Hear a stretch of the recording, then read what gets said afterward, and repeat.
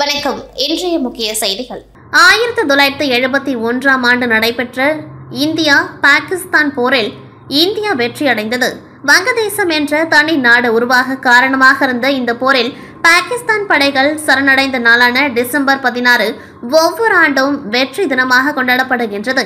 அதன்படி புதுச்சேரி அரசு செய்தி மற்றும் விளம்பரத்துறை சார்பில் வெற்றி தின விழா கொண்டாடப்பட்டது.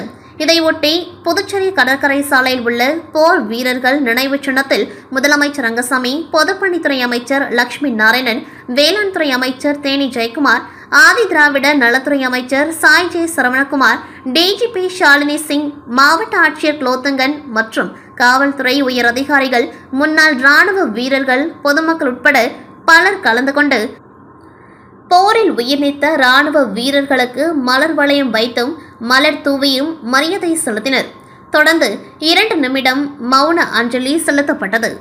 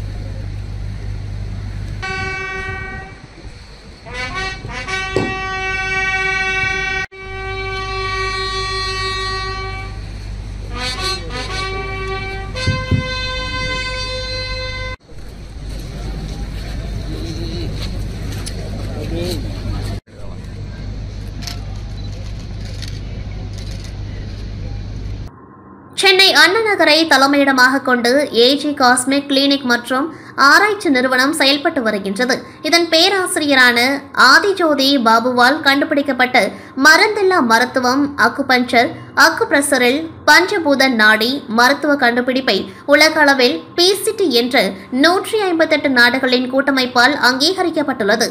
மேலும் ஆஸ்திரேலியா, தென்னாப்பிரிக்கா அரசுகளால் காப்புரிமை சான்றிதழ் வழங்கப்பட்டுள்ளது. இந்த நிலையில் இந்தியாவில் முதன்முறையாக செயல்முறை காப்புரிமையானது அக்குபஞ்சரில் பஞ்சபூத நாடி பரிசோதனை மருத்துவம் என்ற தலைப்பில் அங்கீகரிக்கப்பட்டு 2023ஆம் ஆண்டிலும், குண்டலினி தியானத்திற்காக 2023ஆம் ஆண்டு 3 காப்புரிமையும் 2024ஆம் ஆண்டு இந்திய அரசிடமிருந்து பெறப்பட்ட வெவ்வேறு விதமான காப்புரிமை சான்றிதழ்களும் வழங்கப்பட்டுள்ளன. இதையொட்டி புதுவை காமராஜர் சாலையில் உள்ள அண்ணா சாலை ஹோட்டலில் பேராசிரியர் ஆதிஜோதி பாபுவுக்கு பாராட்டு விழா நடைபெற்றது. விழாவுக்கு ஏஜி காஸ்மிக் கிளினிக் மற்றும் ஆராய்ச்சி நிறுவனத்தின் மேலாண் இயக்குநர் பவித்ரா பாபு தலைமை தாங்கினர்.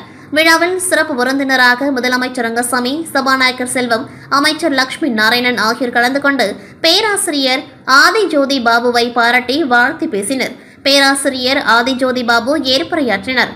விழாவில் முதலமைச்சர் ரங்கசாமி பேசுகையில், புதுவை சித்தர்கள் வாழும் ஆன்மீக பூமி, சித்தர்கள் தீராத நோய்களையும் குணமடைய செய்தனர். தற்பொழுது மருத்துவத்தில் ரோபோட்டிக் முறையில் சிகிச்சை அளிக்கப்படுகின்றது. மருந்தில்லா மருத்துவத்திற்கு காப்புரிமை பெற்றதற்கு பாராட்டு தெரிவித்துக் கொள்கின்றேன். நோயற்ற வாழ்வே குறைவற்ற செல்வம். நோய் வரும் முன் பாதுகாப்பாக இருப்பதே சிறந்தது. ஆரோக்கியமாக இருக்கும் வழிமுறைகளை கடைபிடிக்க வேண்டும். இருப்பினும் தீராத நோயால் பாதிக்கப்பட்டவர்கள் கூட நவீன சிகிச்சையிலிருந்து மருந்தில்லா மருத்துவத்திற்கு மாறி வருவதை காண முடிகின்றது என்றார். நவீன உலகில் மக்களுக்கு தேவையான பொருட்கள் அனைத்தும் ஆன்லைன் மூலம் வாங்க துவங்கிவிட்டனர். இதனால் பெரிய நிறுவனங்கள் முதல் சிறு வியாபாரிகள் வரை பாதிக்கப்பட்டுள்ளனர். இதில் நரிக்குறவர் இனத்தை சேர்ந்த ஊசிமணி, பாசிமணி விற்பனை செய்பவர்களும் தப்பவில்லை. இதற்கு மேலும் கவலை அளிக்கும் வகையில் கடந்த ஒரு மாதமாக பெய்து வரும் தொடர் மழை காரணமாக நரிக்குறவர்களின் வாழ்வாதாரம் பாதிக்கப்பட்டு உண்ண உணவின்றி வறுமையில் வாடி வந்தனர்.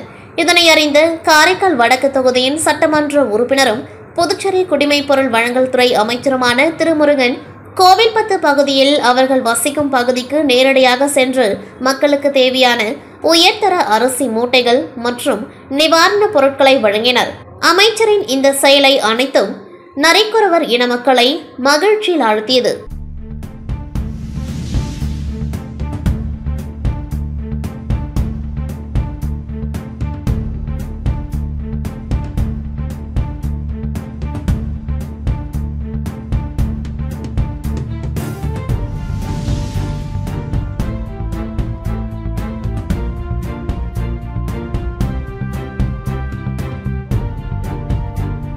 காரைக்கால் குடிமைப் பொருள் மற்றும் நுகர்வோர் விவகாரங்கள் துறை சார்பில் டிசம்பர் 24ஆம் தேதி நடைபெறவிருக்கும் தேசிய நுகர்வு தினத்தினை முன்னிட்டு துறையின் இயக்குநர் சச்சிதானந்தம் முன்னிலையில் மதர் தெரசா நர்சிங் கல்லூரியின் முதல்வர் ஜெயபாரதி தலைமையில் மாணவ மாணவிகளுக்கு கருத்தரங்கம் நர்சிங் கல்லூரி வளாகத்தில் நடைபெற்றது.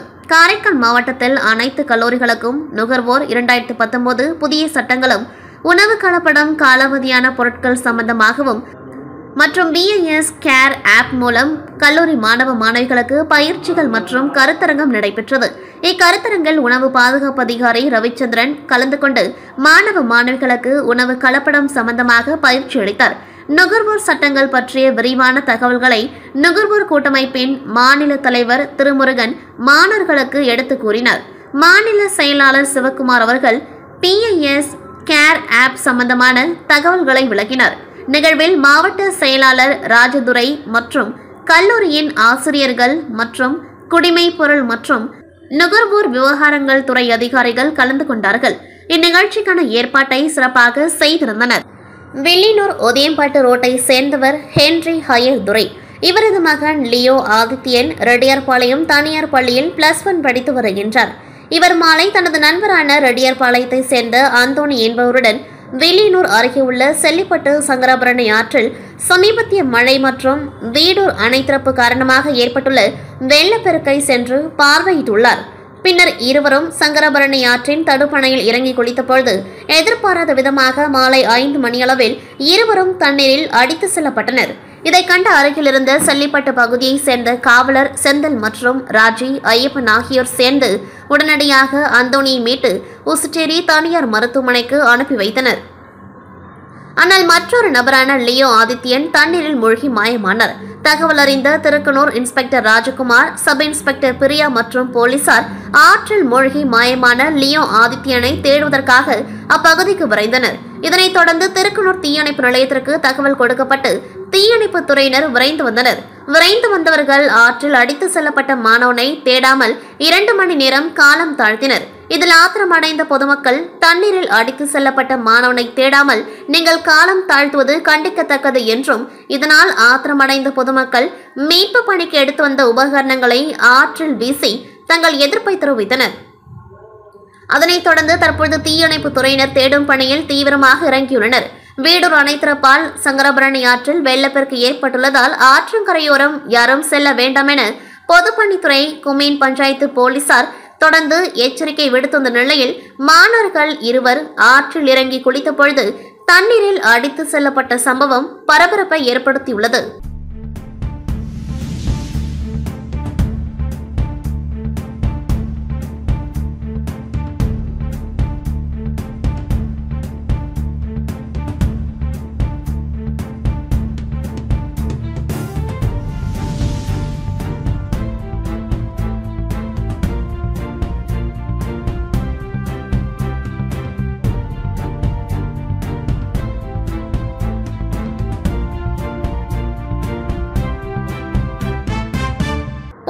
கோவில், உழவர்கரை, பாகூர், வில்லியனூர், சாரம், திருக்கனூர் ஆகிய 5 இடங்களில் சார்பதிவாளர் அலுவலகங்கள் இயங்கி வருகின்றது. இங்கு பணிகள் காலதாமதம் செய்வதாக ஏற்கனவே புகார் எழுந்துள்ளது. இணையதள குளறுபடி என காரணம் கூறி பத்திரங்களை உடனடியாக பதிவு செய்யாமல் பொதுமக்களை அலைக்கழிப்பதாகவும், புதிய பதிவாளர்களை நியமித்துள்ளதால் அனுபவம் குறைவு என்பதால் எளிதில் கையாள வேண்டிய பதிவுகளை சிக்கலாக்கி தாமதப்படுத்துகின்றனர். இதை கண்டித்து சாரம் பகுதியில் உள்ள மாவட்ட பதிவாளர் அலுவலகத்துக்கு பிற பகுதிகளில் உள்ள பத்திர எழுத்தர்கள் தங்கள் கடைகளை அடைத்து கோரிக்கைகளை வலியுறுத்தி முற்றுகையில் ஈடுபட்டனர். திருமணத்தை பதிவு செய்ய வருபவர்களையும் பல நாட்கள் இழுத்தடிப்பதால் அவர்கள் பதிவு செய்ய முடியாத நிலை ஏற்பட்டுள்ளது என பத்திரப்பதிவு எழுத்தர்கள் குற்றம் சாட்டுகின்றனர்.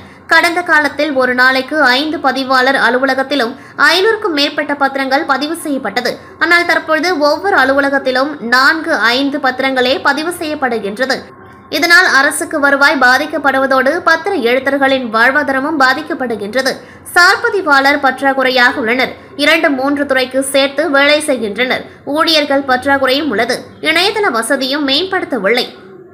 இதனால் பத்திரம் பதிவு செய்யும் பொழுது சர்வர்கள் நின்று விடுகின்றது. திருமண பதிவு, உயில் பத்திரங்கள் பதிவு செய்ய முடியவில்லை. முதியோர் பொதுமக்களை அலைக்கழிப்பதால் பதிவை கைவிட்டு செல்கின்றனர். ஆண்டுக்கு 40,000 பத்திரம் பதிவு செய்யப்பட்டது. தற்பொழுது ஆண்டுக்கு 1000 பத்திரம் தான் பதிவு செய்யப்படுகின்றது. பலமுறை எடுத்து கூறியும் இதை சீர் செய்யவில்லை. அரசுக்கு பெரும் வருவாய் தரக்கூடிய பத்திரப்பதிவுத்துறை அலட்சியமாக செயல்படுகின்றது. இதை கண்டித்து போராட்டம் நடத்தியுள்ளோம். மாவட்ட ஆட்சியரை சந்தித்து மனுவும் அளிக்க உள்ளோம் என பத்திர எழுத்தர் சங்கம் தலைவர் ராமலிங்கம் தெரிவித்தார். பொதுமக்கள் பாதிக்கப்படுறாங்க. ஒரு நாளைக்கு 120 பத்திரம் பதிஞ்ச இடத்துல 5 பத்திரம் பதிய மாட்டாங்க. கேட்டாக்க நெட்வொர்க் ப்ராப்ளம், ரிஜிஸ்டர் வரல. இதே ப்ராப்ளம் அடிக்கடி நடக்குது.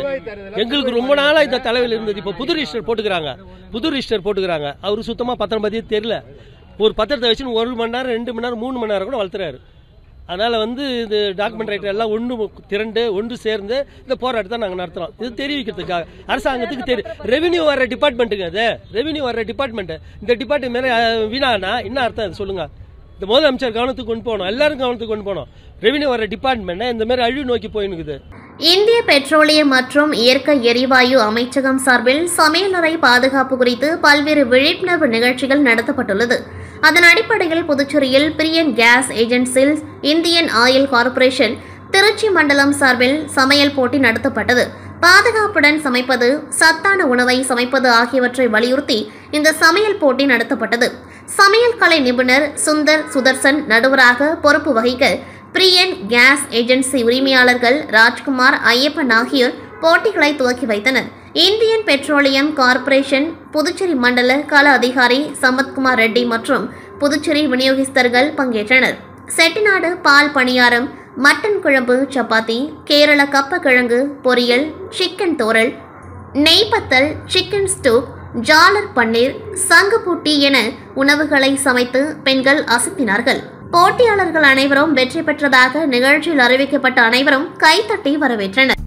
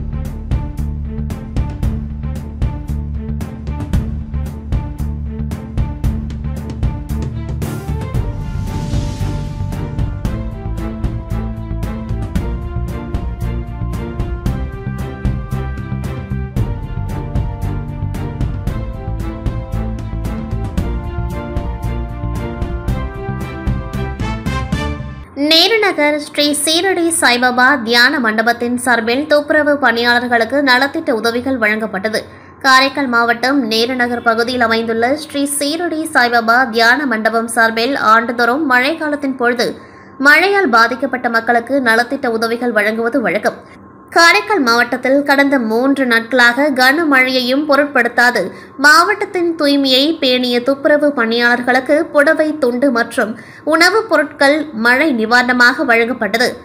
அதனைத் தொடர்ந்து ஓட்டுநர்களுக்கு கைலி, துண்டு மற்றும் உணவுப் பொருட்கள் வழங்கப்பட்டது. கார்த்திகை பௌர்ணமியை ஒட்டி 300க்கும் மேற்பட்டோருக்கு அறுசுவை உணவு வழங்கப்பட்டது. முன்னதாக ஸ்ரீ சீரடி சாய் பாபாவுக்கு சிறப்பு பூஜைகள் நடைபெற்றது. இந்நிகழ்ச்சியில் அறக்கட்டளை நிர்வாகிகள் மற்றும் உபயதாரர்கள் கலந்து கொண்டார்கள்.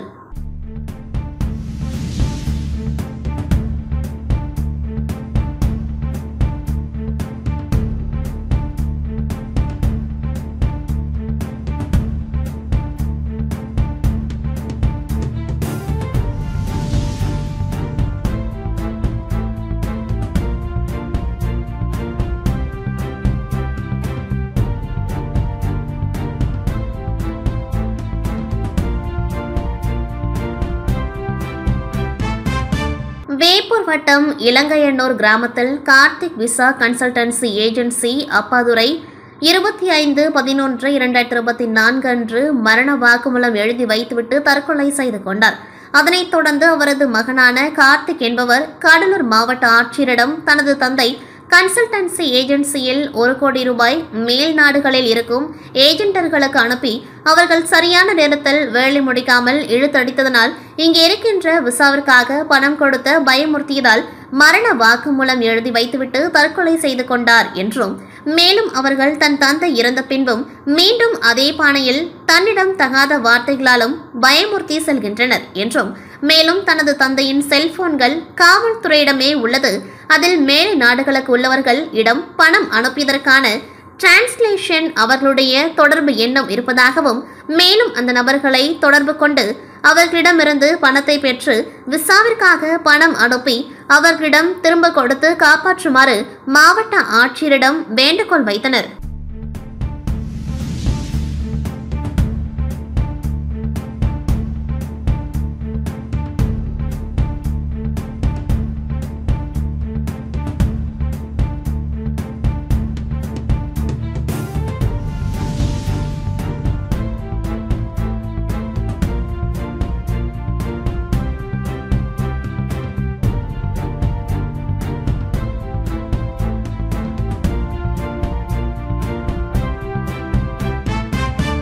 புதுச்சேரியில் கடந்த வாரம் முழுவதும் தொடர்ந்து கனமழை பெய்து வந்தது. இதன் காரணமாக புதுச்சேரி முழுவதும் மழைநீர் தேங்கி பொதுமக்கள் மிகுந்த சிரமத்திற்கு உள்ளாகினார்கள்.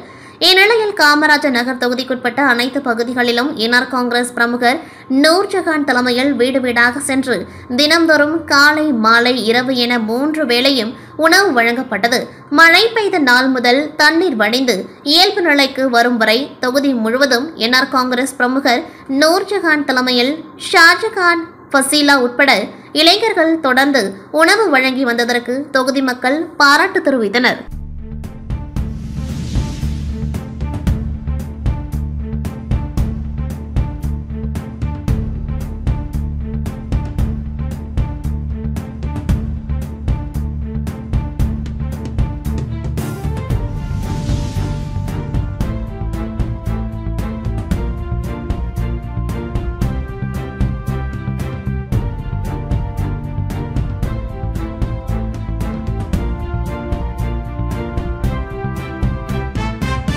இத்துடன் செய்திகள் நிறைவடைகின்றது. நன்றி, வணக்கம்.